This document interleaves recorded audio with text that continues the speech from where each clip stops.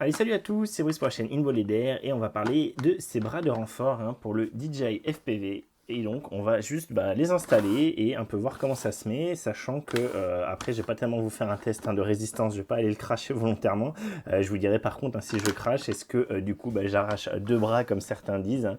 Les mauvaises langues disent que du coup, au lieu de renforcer le truc, en fait, ce qu'on va faire, c'est qu'au lieu d'arracher un bras, potentiellement, on va arracher deux bras. Donc voilà, donc je vous dirai ça si un jour ça se produit, j'espère pas, mais voilà, moi l'idée, c'est vraiment, je vous avais dit, j'ai pas pris le DJI Carry Fresh. Je pense qu'au final, j'ai bien fait, parce que j'ai vu passer même sur des groupes que certains s'étaient fait réparer le drone après un crash et qu'en gros, ça leur avait coûté 300, 250, entre 250 et 350 euros. Donc au final, voilà, je pense vraiment que j'ai bien fait de pas prendre le Carry Fresh. Je pense que ça dépend beaucoup de chaque cas en particulier, mais voilà, moi du coup, je l'ai pas et je vous ai dit un des trucs pour du coup un peu m'assurer la chose, c'est d'avoir ces bras de renfort. Je vais vous zoomer un peu, hop, c'est d'avoir ces bras de renfort pour du coup en cas de crash essayer de répartir les efforts entre les deux bras et espérer arracher du coup aucun bras et surtout pas les deux. Donc voilà, donc c'est l'idée générale. Donc là on a le petit mode d'emploi pour montrer comment il se monte. Donc normalement c'est assez facile. Vous voyez, on commence par l'avant, puis on met l'arrière. Une fois que c'est fait, on ajuste bien et on va mettre l'espèce de petit bracket là qui va être fourni avec. Et par contre, je crois que c'est pas un tournevis, c'est pas directement avec la clé Allen. Je crois qu'il faut un tournevis Cruci, parce que du coup je suis allé voir, vous savez, les vidéos de montage dont je vous avais parlé dès le début, qu'on avait effectivement possibilité de changer des choses sur ce drone, et je vous avais mis le lien, et je vous le remets en description, le lien vers les vidéos DJI pour tout ce qui est montage, démontage. Et donc alors attendez, est-ce que c'est une bonne nouvelle? Oui, si, c'est une bonne nouvelle, non, c'est bon. Du coup je sais pas pourquoi sur la vidéo il montre un autre tournevis, en fait là avec la clé qui est fournie, ça ira très bien. Et ça, qu'est-ce que c'est? Et ça m'intrigue, je vous avoue.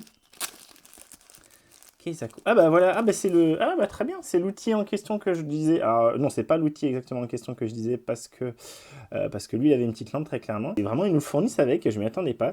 Donc on a le 6 pans du coup pour clé Allen, exactement comme ce qu'on a ici et normalement comme on a sur. Ah non, c'est pas les mêmes que sur le drone. Ok, c'est pour ça. Ok, sur le drone, du coup, c'est cette taille-là. C'est cette taille, c'est ce côté-là, le petit côté.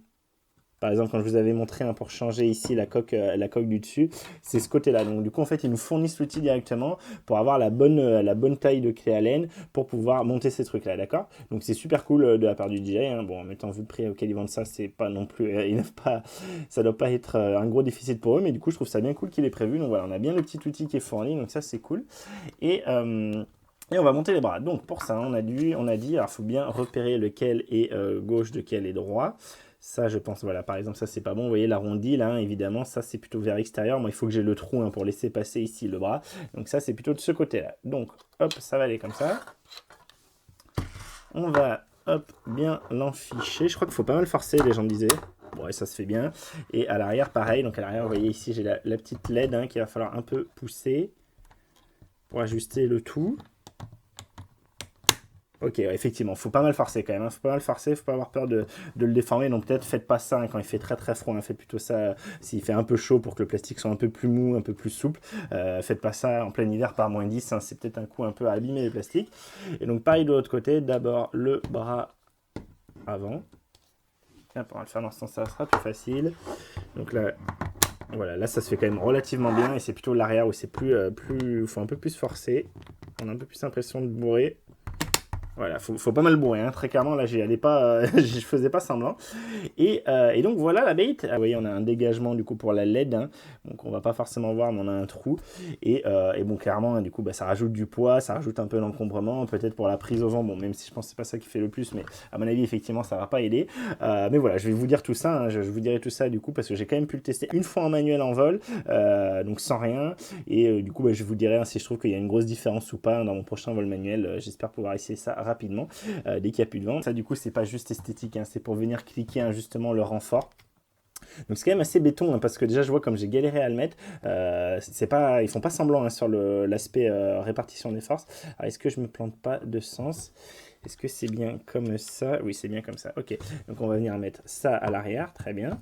Donc ça vient se prendre dans le petit trou justement. Et ici, vous voyez à l'avant, on va avoir ça qui va s'aligner. On va juste venir monter la vis. Hop, tac.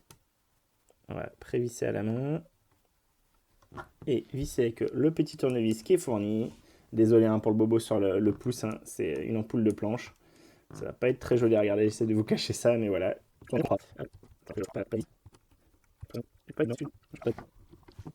Putain, je comprends même pas le délire parce que là, attendez, il y a un truc qui me chagrine.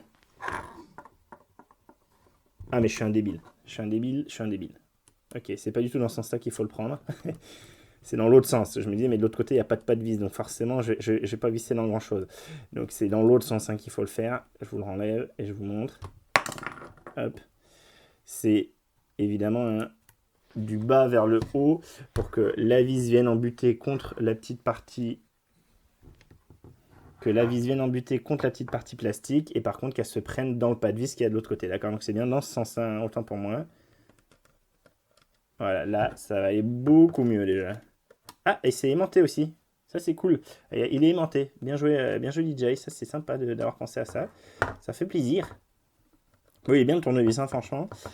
Il est pas mal du tout. On va essayer de pas le forcer, mais ça serait bien qu'il chope le pas de vis un moment quand même. Si, mais pourtant, il est dedans là. Eh bien alors, Pichoun. Je suis pas dedans, tout simplement. Je suis pas dedans, ok. Alors là, il faut un peu le tirer vers l'arrière manifestement et un peu jouer. Ouais, voilà. Il faut un peu jouer sur l'inclinaison de la vis, hein, sur comment on incline la vis et en tirant vers l'arrière le petit renfort pour pouvoir bien aligner. Et là, ça y est, je suis dedans. Vous voyez, là, je suis dedans et je suis en train de le visser. Pouf. Alors, je vais serrer un peu, hein, mais je vais pas bourrer évidemment comme un âne. Je vais juste faire que ce soit embuté. Voilà, ok, je vais pas m'énerver plus. Donc j'essaye de vous montrer mieux sur l'autre. Hein. Donc on a l'arrière, hein, hop, qui vient se prendre dans le trou prévu à cet effet. Hop, ici, on aligne les trous et c'est là où il faut bien faire gaffe d'essayer de bien aligner les trous. Vous voyez, j'ai l'impression que c'est pas mal. Je pense que ça va le faire dès le début. On va voir si c'est bon ou pas. Voilà, là c'est bon dès le début. Là, je suis pas mal. J'essaie de vous montrer plus la vis hein, que ma main. Toujours difficile. Hop là. Et on est pas mal, hein. On est pas mal, ma foi. Ah, j'aurais pu peser avant, après. J'ai pas été malin. Ouais, dites-moi en commentaire si ça vous intéresse la différence de poids. Je pourrais le peser là. Hein. Je n'ai pas tout de suite envie de le faire, mais si vous êtes plusieurs à me dire, vous me le dites en commentaire et je mettrai en commentaire épinglé hein, combien il fait avec ses bras. Donc voilà, donc bon, ça fait solide hein, très clairement. Vous voyez, hein, du coup, on a vraiment la prise ici qui se fait. À l'avant, bah, avant que ça se dépop, il en faut. Et maintenant, la vraie question, c'est est-ce que ça sert à quelque chose en espérant ne pas avoir à vraiment le tester et est-ce que ça va perturber le vol? Ça aussi, hein, est-ce que du coup, je vais du coup avoir moins d'autonomie? Est-ce que je vais avoir plus de prise au vent? Est-ce qu'il va être plus pâteau? Voilà, tout ça, c'est des questions que je me pose, sachant que j'ai vu, hein, il y a des drones FPV qui sont vraiment directement prévus comme ça, avec des renforts comme ça. Donc moi, je pars quand même sur le principe hein, que ça répartira mieux les efforts, hein, que du coup, ça répartira les efforts entre les deux pattes, hein, entre les deux bras. Et par contre, effectivement, si c'est un immense crash, hein, je pense que ça arrachera les deux bras. Mais dans tous les cas, si c'est un immense crash, à mon avis, on n'arrache pas qu'un bras. Hein. Si vraiment, c'est un très très gros crash, il y a de fortes chances pour qu'on pète plus ou moins tous les bras. Donc voilà, donc ça sera, j'espère ne pas trop avoir à faire l'expérience, mais je vous dirai. Et voilà la bête, une fois complète. Et très clairement, ça fait solide, hein, ça fait pas petit kiki. Et voilà, je vais en rester là, hein, je vais pas tellement en dire plus. Dites-moi du coup, vous, hein, si vous pensez que c'est intéressant ou pas ces bras. Hein, est-ce que vous avez peut-être déjà fait l'expérience sur des drones FPV et vous savez que ça sert à quelque chose ou pas du tout, au contraire. Voilà, dites-moi votre avis là-dessus. Dites-moi si vous l'avez acheté, si vous avez peut-être déjà eu des crashs avec, et si ça vous pensez sauver un bras ou au contraire arracher les deux bras. Voilà, dites-moi tout ça en commentaire, je suis très intéressé. Moi, je les ai enfin reçus, je suis content. Allez, on se retrouve quelques jours après avoir monté ces fameux bras, hein, ces fameux bras de renfort, ces fameux barres de renfort entre les différents bras. Et j'ai pu du coup faire une session complète de vol avec. Hein. J'ai pu faire donc 3 vols, 3 batteries, donc à peu près entre 20 et 25 minutes, d'accord. Et moi, alors très clairement, je vous l'ai dit, hein, vous avez vu mes précédentes vidéos, moi je suis complètement débutant là-dedans, hein, donc c'est pas forcément très pertinent ce que je vais dire, mais moi très clairement, entre mon tout premier vol hein, que j'avais fait sans les barres et ce vol-là qui était mon deuxième, enfin du coup premier vol avec une batterie, puis deuxième, troisième, quatrième vol avec donc 3 batteries d'affilée, j'ai ressenti aucune différence.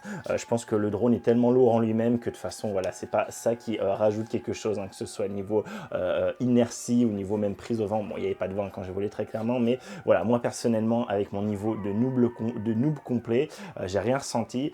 Je vous affiche quelques images là, sachant que j'ai fait une vidéo incomplète où je vous ai montré un peu cette session.